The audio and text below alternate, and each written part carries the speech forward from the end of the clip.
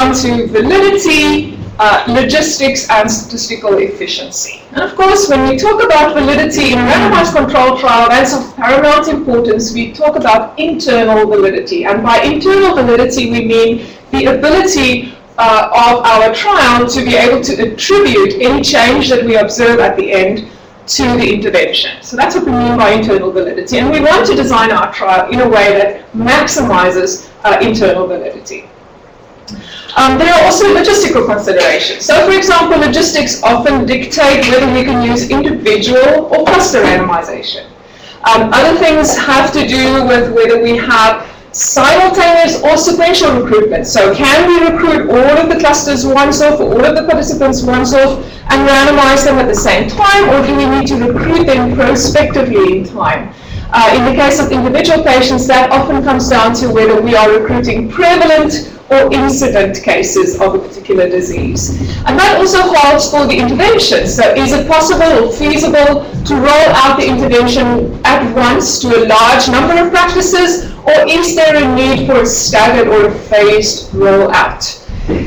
When it comes to statistical efficiency, so that just refers to really the size of the trial. So obviously we want to design our trial in a way that we get a lot of bang for the buck, so to speak. So we don't want to have too many subjects or more than the required number of subjects for our trial. So it's got an ethical dimension as well. Obviously, we don't want to expose too many participants to an intervention because the intervention could potentially be harmful, it could potentially be ineffective, and we also don't want to waste our scarce resources. So in the case of a cluster randomized trial, it often is, especially when our outcomes are collected from routine sources, it's often the case that collecting additional patients or collecting additional data from patients is cheap, but the number of clusters is often limited. And so the cost of increasing our number of clusters is often prohibitive. So we have a limited number of clusters available.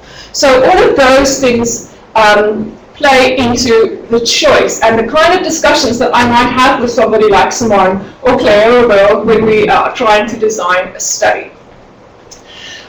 So in this particular talk, we are really going to talk about cluster randomized trials, and I'm sure this audience needs no introduction to a cluster randomized trial. You all know that in a cluster trial, we don't randomize individuals separately, but we randomize intact groups, for example, primary care practices. So two basic cluster designs are the parallel and the crossover design. Okay, so in a parallel arm design, it really means that half of the clusters are allocated to the intervention condition and the other half are allocated to the control condition. Each cluster is exposed to only one condition, and the outcome is assessed at the end of the trial on each cluster. Now, in the cluster crossover design, each cluster is actually exposed to both conditions, but in random sequence. So clusters are allocated to receive either A first, and after a certain period of time, crosses over to intervention B, or the comparison condition, and vice versa for the other half of the cluster. So each cluster receives both conditions in random sequence, and the intervention, the outcomes are assessed after each condition, after exposed to each condition, and the effect of the intervention is assessed within the cluster, which is a considerable strength of the design. So it's changed within the two exposure conditions within clusters. So the stepped wedge design is kind of a variant of this design. So in the stepped wedge design, it's a relatively new study design. It involves partial crossover in only one direction, in fact. So here, for example, I have a diagram of a stepped wedge design with 5 steps. So in the stepped wedge designs, clusters are randomly allocated with respect to the start time of the intervention. So at the beginning of the trial, all of the clusters are in the control condition. They then switch over to the intervention condition in random sequence, until by the end of the trial they are all exposed to the intervention condition, but they never switch back. So in one basic variation of this design, we would observe the outcomes on separate cross-sectional samples of individuals in each cluster over time. And in another, we would observe the same cohort followed longitudinally through time. A lot less work has been done on the cohort design, so my talk is going to be focusing mostly on the cross-sectional design, which is, by the way, I think, the design where the stepped wedge trial is potentially the most valuable. So in this design, so there could be multiple clusters as well, allocated to each of the steps, or only one. Doesn't have to be the same number of clusters allocated to the different steps. So the analysis of a step wedge trial, and I'll talk about that a little bit in more detail a little bit later, but the analysis proceeds by pooling all of the data in the intervention cells versus all of the data in the control cells. So as you can see, on average, the observations in the control cells occur at an earlier calendar time than the observations in the intervention cells. So that means that time is a confounder and it must be controlled for in the analysis. I will explain that a little bit more carefully in a while. So inevitably there is going to be a little bit of statistics in my talk, not too much. And if there's a drone, then I'll go through those slides very, very quickly. Okay. So just to get my notation clear, so I'm going to talk about K clusters. So K always refers to the number of clusters that are allocated in my trial.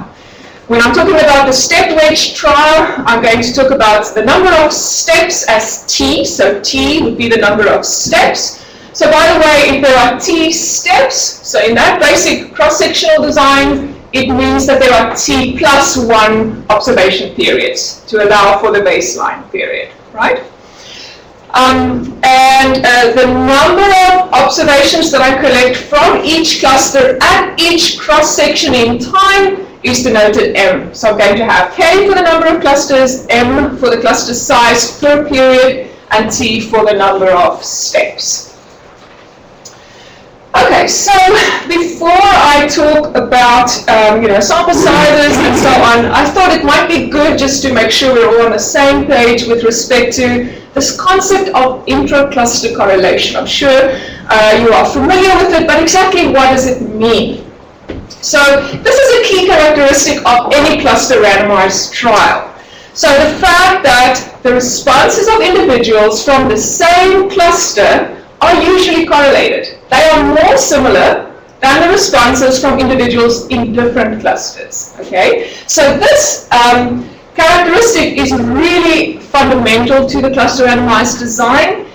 The degree of similarity we quantify by this correlation coefficient, which we call the ICC, the intra-cluster correlation coefficient. So the ICC is a statistical measure that quantifies the degree of similarity of responses within a cluster.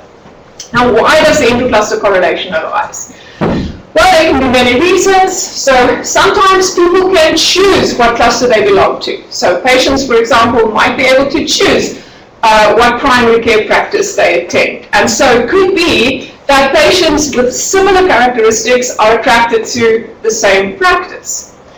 It could also be that there are cluster level covariates that influence all of the responses in that cluster. So it could be the training of the primary care provider, it could be some policies that are introduced at the hospital level that influence all of the responses in the hospital in the same way. And it could be because of interaction among people who attend the same cluster or attend the same practice, for example, especially if it's a behavioral intervention. So people might share information, talk to each other in the waiting room, etc. So basically, we don't care why it arises, but we have to acknowledge the fact that it is there. We cannot do away with it. We just have to deal with it. So the presence of intra-cluster correlation should always be taken as a given in a cluster randomized trial. So a key implication of this is that there is a reduction in what I call the effective sample size. Okay. because the observations are correlated with each other, it means that they provide similar information. So it's not independent pieces of information. They all provide something similar, and so the total amount of information that you get from your cluster is actually reduced, or from your trial, is reduced because of the similarity of the responses within the clusters. And so this leads to a loss in power and precision. So this needs to be accounted for in our analysis. Some of the symbols seem to be missing there, but that's a chi-square test, by the way. So as a result of the intercluster correlation, we cannot just use standard statistical methods. They give invalid results. So we can't just run a t-test, we can't do a linear regression analysis or a logistic regression analysis without accounting for the fact that we have clustered data, meaning observations are correlated within cluster. All of these things have to be accounted for. So if we do not account for them, what happens? Well, on the one hand, if we do not account for clustering in our sample size calculation, we will have an increased risk of a type 2 error. If you remember from your basic statistics course that you might have done, a type 2 error refers to failing to detect a significant effect if it is present. So if we do not account for the correlation in our sample size for our cluster trial will be too small, and we may miss an effect that is actually present. On the other hand, if we conduct our analysis completely blind to the clustering and just analyze all of the data as if they were from an independent trial, so where all of the observations are independent, clearly we will overstate the amount of importance in our study. So our standard errors will be spuriously low, and we could have an increased risk of a type 1 error. We are going to have more significance than what we should have because our sample size is artificially increased or too high. Okay, so those are pretty serious consequences, and we have to use appropriate methods when we have a cluster randomized trial. Okay, so, well, given, so I say that given its inherent inefficiency, so what I mean by that is a cluster randomized trial is inefficient. Compared to an individually randomized trial. Compared to an individually randomized trial with the same number of observations, I get less power from a cluster randomized trial because of this fact. So there must be a good reason for adopting the cluster trial. And some of the reasons, sometimes it's very obvious. So, for example, if the intervention is a cluster level intervention, we don't really have a choice. We can't use individual randomization. And in that case, a cluster trial is an obvious choice. So in other cases, there could be scientific reasons such as, well, we need to avoid the risk of contamination. We can't have multiple intervention and control subjects in the same cluster because they might share information with each other and so contaminate the results of the trial, bias the results towards the null. So contamination is another good reason to adopt a cluster randomized trial. Could also be just for administrative convenience because it's easier to roll out the intervention, or it's easier to, or less costly to have only half of the clusters be intervention clusters rather than randomizing individuals and then every single site has to have the intervention. So there are many good reasons. A potentially bad reason is to say that, well, we want to avoid seeking informed consent because a cluster randomized trial has similar requirements for informed consent than an individual randomized trial, depending on who the intervention is targeted at, of course. So be sure that your reason for adopting a cluster trial is well justified. So many studies, we can choose what unit of randomization to use. So, for example, we could randomize at the level of Berlin.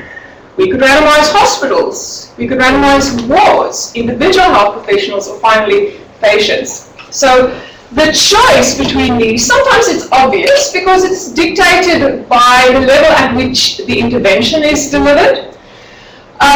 Generally, if we randomize at a lower level, of course, there's an increased risk of contamination. So, for example, if we randomize individual health professionals within a hospital, there would be both intervention and control physicians in the same hospital. They might talk to each other about the trial, especially if it's a knowledge transfer or a behavioral type intervention, there is a risk of contamination. On the other hand, randomizing at a higher level means you might have fewer units available for randomization, and that could be a problem as well. Do you have an adequate number of units available to allow you to achieve the power in your trial? So it comes down to kind of a discussion between, well, what is the risk of contamination? Can I tolerate a little bit of contamination for the trade-off of having more units available, or do I really not have any other choice? So these are all kinds of discussions we might have at the beginning of the design of the trial. So I don't know if this is something that you are interested in, but often people are surprised at how easy it is to really understand this concept of the ICC, to understand the concept of rho. So I thought I would just give you a quick definition of what do I mean by the ICC, or the intercluster correlation coefficient, which we denote rho, by the way. So, well, it's easy to think if we have, say, a continuous outcome variable y, we can easily describe the total variance, total variability. We can break it up into two parts, within cluster variance and between cluster variance. So between cluster variance, sigma squared b is just the variability between the cluster means, whereas sigma squared w is the variance within the cluster. So the variability within each cluster, the deviation of each individual patient from their cluster mean, for example. And so using this approach, we define rho, the ICC, simply as the proportion of the total variance that is between clusters. So it's just the between cluster variance divided by the total cluster variance. Okay, so that's an easy concept. So it's simply the proportion of the total variance. Rho, in this definition, varies between 0 and 1, and obviously if rho is 0, it means that there is no correlation. All of the observations are independent. If rho is 1, it's a really bad situation because it means all of the observations in the cluster are perfectly correlated, they are identical, and you may as well only have one observation per cluster. Of course, in practice, the ICC is usually not that close to 1. Typical values for the ICC are 0.05, for example, maybe up to 0.1, 0.15. So the ICC is not usually close to 1. Okay, so I just want to also show you how easy it is to understand the impact of clustering on the sample size. So you might be familiar with this little formula for the variance of a mean. So this might be the variance of a mean in an individually randomized trial. It's just sigma squared over n, right? That's the variance of the mean. However, if we use a cluster randomized trial, the variance of the mean has this extra little piece attached to it, in square brackets there, 1 plus n minus 1 times rho. And that little piece, so if you compare the variance of the cluster mean there to the variance of the individually randomized mean, we can see that there is an inflation of the variance, right, because of the presence of the intracluster correlation. And that piece in square bracket is called the design effect. It quantifies the impact of clustering. It tells me by how much my variance is increased because of the presence of intracluster correlation. And this little quantity, 1 plus n minus 1 times rho, is called the design effect, and it's a critical piece that we use to design our cluster trials. So I'm going to call it the def for the design effect due to clustering. And so, for example, a design effect of 2 just means that essentially I need to double my sample size for a cluster trial compared to an individually randomized trial. Okay? And it's very important to note that the design effect depends on the combination of the ICC and the cluster size. So it could be that you have a very low ICC, 0.0001, but if you have very large cluster sizes, the combined effect in the design effect could still be substantial. So it's not just the size of the ICC that determines the impact on your design. And so I often see that people put in papers, well, the ICC was very, very small, and thus we decided not to adjust for it. So that would be a flawed approach, because it's a combination of both the cluster size and the ICC that, I'll just skip over that, that determines the effect of clustering on the design of your trial. Okay, so in case you want to do some calculations yourself, before you consult a statistician to help you with the design of your trial, the sample size approach for a cluster trial is really easy. So typically, because the design effect is so easy to calculate, we can start by simply calculating the required sample size for an individually randomized trial, and then just multiplying by the design effect. That gives me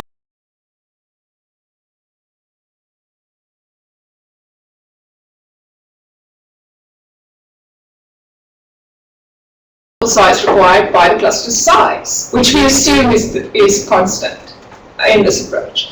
So K is easy to calculate by just using an online calculator for an individually randomized trial, multiplying by the design effect, which requires you to guesstimate the ICC and requires you to specify up front what your cluster size will be on average, and that gives you the design effect. If you divide by the cluster size, it gives you the required number of clusters.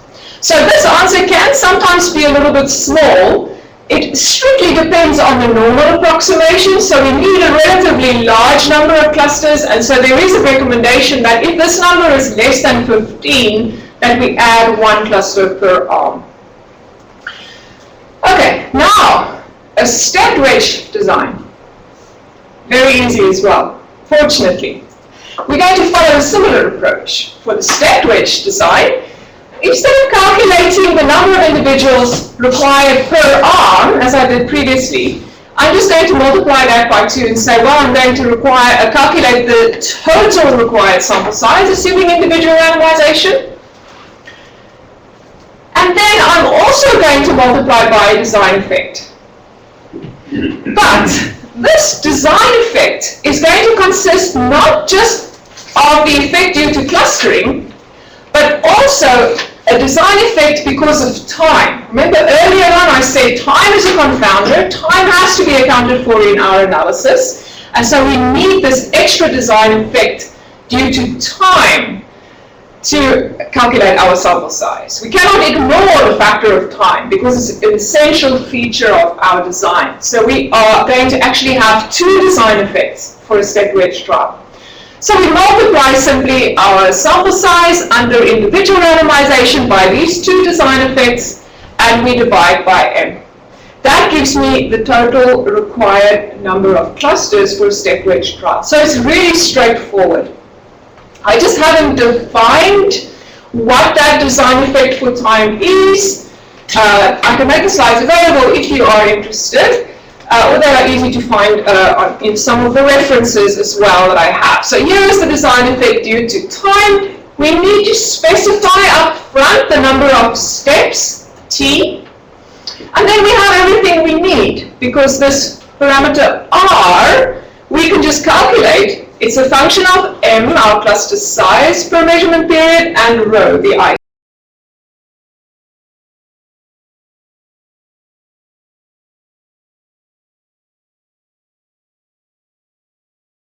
Specify the number of steps. How do we choose the number of steps for a stepped wedge trial? Well, usually it's based on logistical considerations. So it depends on how long our trial is going to run for, how many observations we need in each measurement period, how many clusters we have available. So it's really based on logistical considerations. It's not a statistical decision. So usually you would tell me, well, what are the number of steps that you can afford within your trial. Now, the duration of the measurement period is often a little bit tricky to decide as well, but essentially each measurement interval should be adequate to capture the effect of the intervention, because remember, in that first cell, all of the sites are in the control condition. They then switch to the intervention condition, but you carry on measuring the next interval. So that interval should capture whatever reduction you're expecting to observe as a result of the intervention. It doesn't help you make your measurement interval very short so that the effect of the intervention has not yet been realized. It hasn't even had a chance to start working, right? So that measurement interval needs to take into account how long is it going to take for my intervention to start working. Okay, so whatever K you get is not necessarily a multiple of the number of steps, so usually what I say is round up so that you get a multiple of the number of steps. Okay, so just a general note is that in general, maximizing the number of steps does seem to give you the most powerful design. Okay, so the best, most optimal design is one cluster crossing at each step. So, so some simulation studies have shown that there's limited returns to increasing your number of steps. So you get the most benefit from increasing, say, from 4 to 6 to 8 steps, and after that there is not that much benefit from adding more steps. So if that's going to complicate the practical management of your trial, maybe beyond 8 steps, that would be the maximum that you want to do. But all of this is still work in development, so this is very, very new area in statistics. I just want to say as well that the ICC doesn't matter that much in a step-wedge trial, and that's because in a step-wedge trial, we are looking within cluster, well, we have a combination of both within cluster changes and between cluster changes. But because of that reason, because we've got some partial information within cluster, the ICC is not such a big influence on your sample size. So it's still a good idea to do some sensitivity analysis for alternative values of the ICC, but you'll see that it actually doesn't have a big effect. Varying the ICC from 0.05 to 0.1 often hardly makes any difference on your sample size. I also want to say that there is no method available yet for the cohort design. Okay, so we do not have methodology. If we apply the method for the cross-sectional design, which I've just shown you, you will overestimate your required sample size. Sorry, Monica, do you want to take questions as we go? Yeah, sure. So you just kind of introduced the term cohort design. Being... We said in the beginning, so in a cohort design, we would follow the same cohort of patients, yes, over time, and they would be measured repeatedly, as opposed to a cross-sectional design, which would take separate samples of patients from each practice over time, right? Okay, so I just want to say, so how do we approach the analysis? Well, the underlying analytical model is a simple mixed effects regression model. I'm not going to go into the statistics, but basically what we say is we do a regression analysis and we need a fixed effect for time. So time needs to be a term in our model. We've got time, which is beta j here, and we've got the treatment effect, which is x. So theta measures the treatment effect. So those are the two fixed effects in my model. I have to do a multivariable model because time is a confounder. And I've got a random effect for the practice, of course, to account for clustering. So this is how I might interpret the effect or the results from my trial. So essentially the red line there, so remember, so this is time. I'm just plotting the response over time. The red line there represents all of the data pooled across clusters that were in the control condition. So it takes all of the control cells together and it estimates a time trend from that. Okay, so that we call the secular trend. It's the trend that would happen even in the absence of intervention, natural changes over time. Sometimes things just get better naturally. Or it could be contamination and various other things. And then the green line represents what we are modeling the intervention to do. And so according to this model, our intervention leads to a constant shift in the level. So it's a deviation from the secular trend. It says, rather than this secular trend, which is what would have happened anyway without the intervention, as a result of the intervention, this is the trend that we see. So it's a very simple model. It may be too simple, because it may be that the effect of the intervention changes with time. It might get better the later you go in your trial, right? So this very, very simple model, you need to be aware of the implications of it. So as I said, there's a secular trend over time. we're assuming that all of the steps undergo the same trend, and if we randomize enough clusters, that assumption is probably valid. If we do not randomize enough clusters, that assumption might be questionable, right? So we cannot estimate a good secular trend or a valid, reliable secular trend if we don't have adequate randomization units to estimate it. And then we assume this constant shift, which is constant over time. The effect of the intervention works the same amount at the beginning as at the end of the trial. Okay, so I'm going to talk a little bit about the IDOC study, which you are all familiar with, I'm sure. So this was a large primary care quality improvement project that I had the pleasure of working on. So the aim was to assist family practices to improve their delivery of evidence-based cardiovascular care. Our PIs, you're familiar with Claire Liddy and Bill Hogg. So I'm just going to briefly run through this because what I want to do is I want to use the IDOC study to illustrate some of these considerations we might have at the design stage. So how would we choose between a stepped wedge versus a parallel arm design when we are just beginning to design our trial? And so in this, in the IDOC study, the intervention was regular visits with a practice facilitator. The intervention was really set up as 3 phases. So there was a control phase where there was no intervention happening. There was an intensive phase, and there was a sustainability phase where there was less intensive intervention. So that's a slight complication which few step wedge trials have actually looked at. The outcome was just a patient-level composite score of adherence to a set of evidence-based indicators. It was expressed as a percentage, so we treat it as a continuous outcome. And this was assessed by auditing charts from each practice over time. So a random sample of patients within each practice.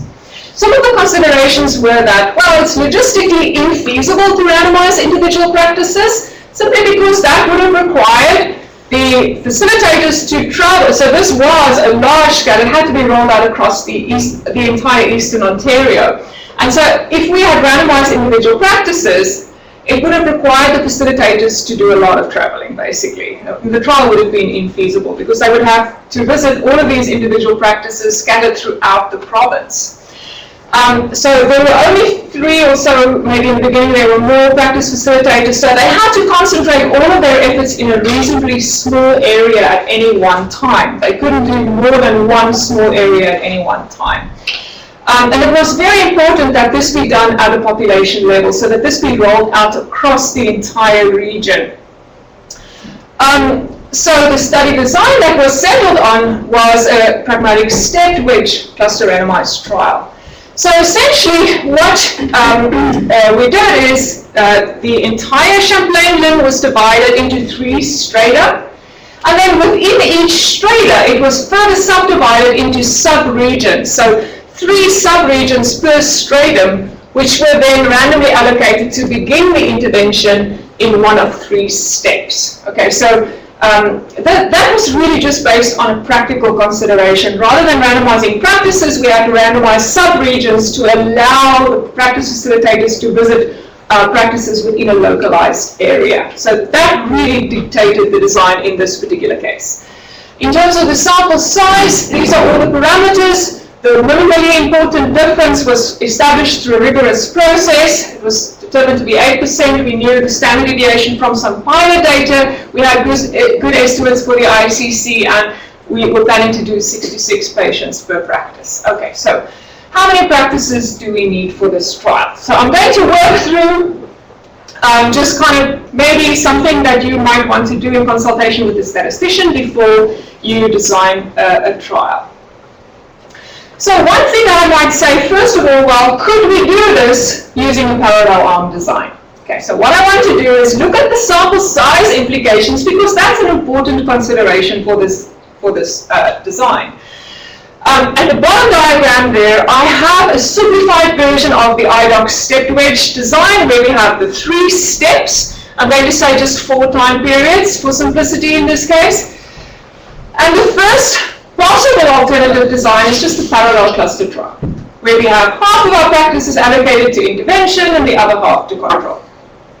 Of course, a big advantage of this design is that it could be done in 1 year, whereas the step-wedge design takes 4 years. Okay? But of course, the downside is that half of the practices would have to implement the intervention simultaneously, right?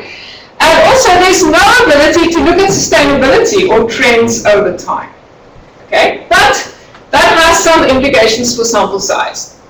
Another possible design is to say, well, look, in the previous one, we had a lot more observations from each practice. Each practice yielded 4 years of charts of patient data. So let's just do a parallel cluster trial, keep the study duration the same, in other words, or have the same number of observations from each practice. What are the implications for our design in that case? So I'm going to call that extended post-test parallel arm design.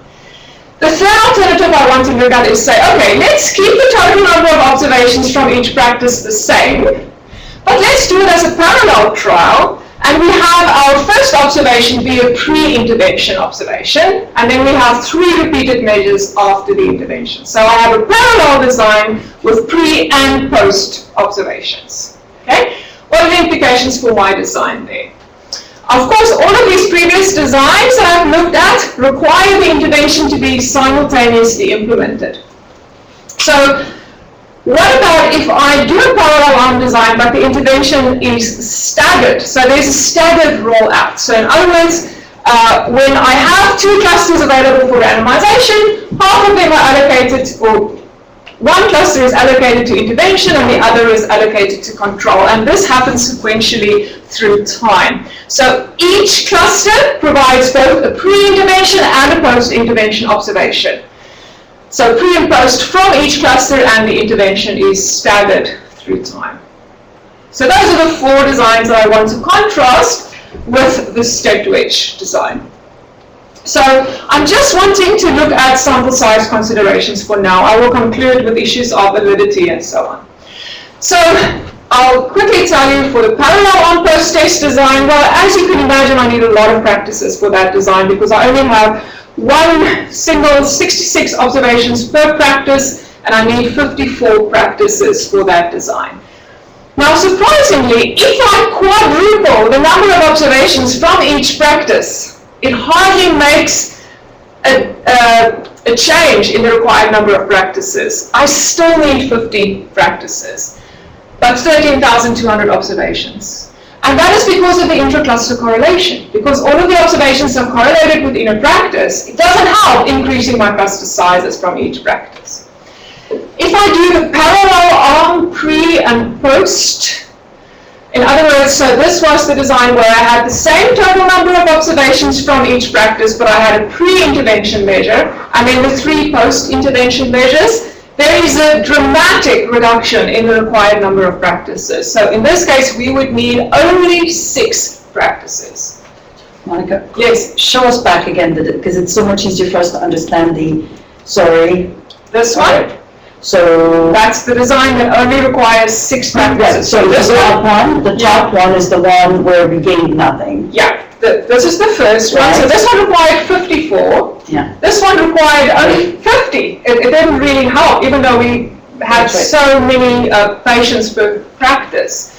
In this case, it was a big benefit, and that benefit, we only needed 6 practices, was mainly because of the addition of the pre-intervention measurement.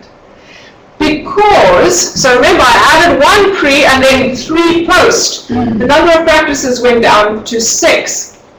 If I just have 1 pre and 1 post, so in this design, the number of practices is still very close, 8. So the majority of the benefit is through the addition of the pre-intervention measure. So that is something that I don't think we utilize enough. We often do parallel on cluster randomized trials, but we forget to think about whether we can include a pre-intervention measure, or we tend to ignore it in our sample size calculation. But it can have a dramatic reduction in the required number of clusters. For the stepped wedge design, in fact, we require only 4 practices. So that is the most efficient design out of all of these designs that I've considered. However, There are a lot of problems with having such few clusters in a cluster trial. Okay, so these are just some of them. You cannot really do, I believe, a feasible trial with only 4 clusters. What is the minimum? Well, I don't really know. Nobody has looked at that. But there are questions with respect to, well, if you only randomize 4 units, how likely are you to get a good balance across the steps or across the time, the different time points? Generalizability is extremely limited. It would be very unconvincing to go to some decision makers or policy makers and say, well, we know this intervention works, we proved it in 4 practices. It's not feasible.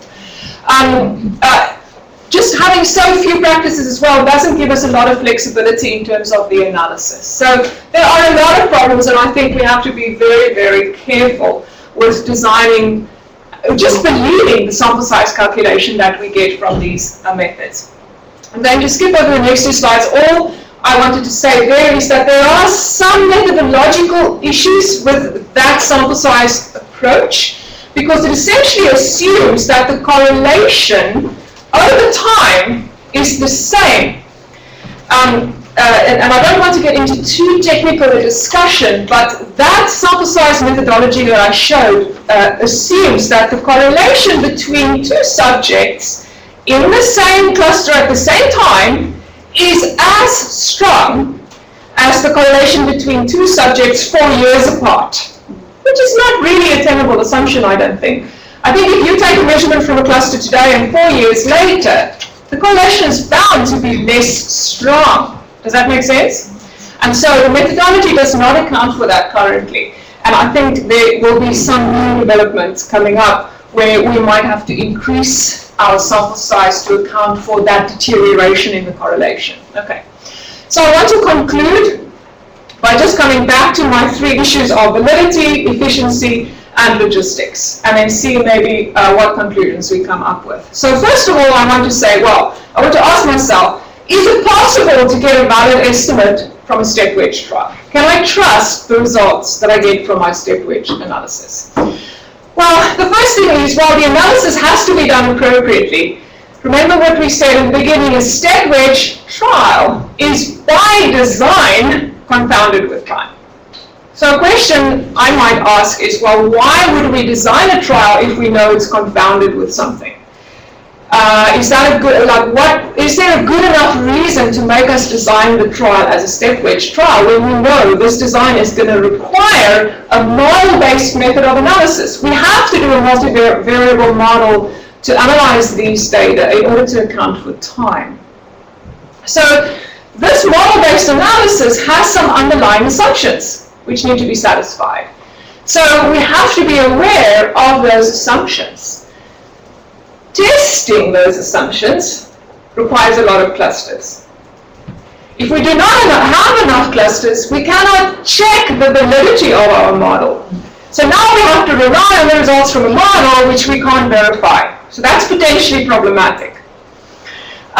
We also, for another reason, we need a lot of clusters, a lot of randomization units to ensure that we can reliably estimate the secular trend and the deviation of the intervention from that secular trend. There are other issues as well that people might think about. So there is an increased burden of data collection because one has to repeatedly access the practices or the clusters to do the data collection over time. That could cause a bias.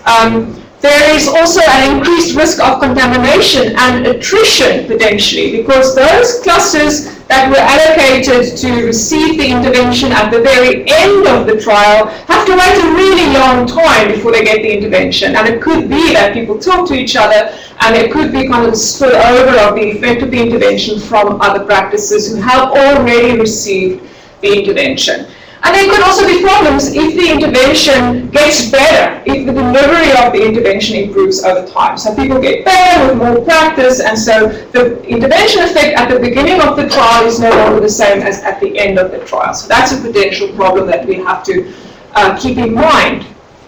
The second issue we mentioned at the beginning was that of statistical efficiency. Here I put a big green check mark next to the stepped wedge trial. Yes, the stepped wedge trial certainly is a very efficient design. And it's more efficient, in fact, than the parallel design in most circumstances, actually. But one can actually calculate, more or less, when the stepped wedge design exceeds the efficiency of the parallel arm design. It's roughly when the ICC exceeds 1 divided by m plus 1, where capital M now stands for the total number of observations per cluster. So in most situations, you will see that, well, the stepped wedge design actually comes up with the fewest number of clusters. But as I demonstrated in the IDOC study example there, you can also get a remarkable reduction from a parallel arm design by just having a pre-intervention measurement. Okay, so it is worthwhile doing the calculations and just checking to see. And also, the thing that I didn't really explain a lot, but existing sample size methods can give you a very unrealistic answer. So if you go to Stata, there is a sample size calculator on Stata for the stepped wedge trial. I'm not sure that we can trust that answer yet, because we need to really be careful of this idea of the correlation decaying over time or being constant over time. The third consideration is logistics. And again, here's where the stepped wedge design gets the check mark, because there are substantial logistical advantages to doing a stepped wedge trial in certain circumstances. So, for example, recruitment certainly is easier when all of the practices that you're trying to recruit know that they are going to get something at some point. Okay? But what I want to counter in that case is it's possible to do it as a parallel arm trial and then offer the control arm practices something at the end. So say that if the intervention is shown to be effective, you can receive the intervention at the end of the trial. The second thing is, yes, the stepped wedge design allows that staggered rollout, but the parallel arm design, the one design that I showed you there, also does allow a staggered rollout. So if you recruit practices over time, you block on time and allocate half to intervention and half to control. Okay, so that is another alternative design just to consider. Thirdly, however, and this is the one situation where I believe the stepped wedge design is a good design, and that is when one strongly believes that an intervention is going to work, so something is going to be done anyway, and this is an opportunity to evaluate it. So it would be program implementation or a kind of a quality improvement intervention where a decision maker or some gatekeeper or person at the head of the clusters has decided this needs to be done anyway. We have to do something to improve quality of care, and we're going to do it with or without the trial. So the trial allows you an opportunity to evaluate something that is going to be done anyway. But there are some issues if the intervention is found not to be effective in the end. Is that then going to require de-investment at the end, and so on. So all of those things need to be sorted through. So I'll conclude just with some personal recommendations, and I think this is still developing in my head. I'm not sure. I get a lot of requests for consultations with stepped wedge trials. In the beginning, my instinct is always to try and talk people out of it, knowing now what I know now, but there are situations where the stepped wedge trial might be a good option. So I think having too few clusters is not one of those situations. I don't think you should do a stepped wedge trial only because your power calculation works for the stepped wedge trial. I think you should evaluate for your particular trial whether any of the parallel designs could potentially work. And then choose the stepped wedge trial when you really have no other choice. In other words, an intervention is going to be done anyway. It was already known to be efficacious or proven in an efficacy study. And this is an opportunity maybe to evaluate some intervention in a real world setting, or maybe in a different context, or using new outcomes. So those are just my personal recommendations. I'm learning sort of as I'm going along and figuring things out. There are some references which I'm happy to share with you after. So that's what I have. great. Did you want to moderate the discussion? There are folks online as well, which my apologies, we forgot to welcome you. So maybe we will ask the folks online if there's any questions. Okay. So far, nobody has any questions. Okay. So I'm going to start, maybe the group here can think about questions. I was surprised with the ICC, a bit like, disappointed, the 18% ICC. Is that, so that was what you had assumed in your sample size calculation? What did it turn out to be? Very close to 0.18. That's high. It was high, but it was very close. I think it was something like 0.12 after accounting also for the individual level correlation. So we were very, very accurate in the IDOC study, actually. I checked all of the parameters that we assumed, they were very close. Mm-hmm. Yeah. But it's usually, I mean, it's a guessing game. We're always in the situation when we have to design a cluster trial. Somebody has to just come up with an estimate for the ICC.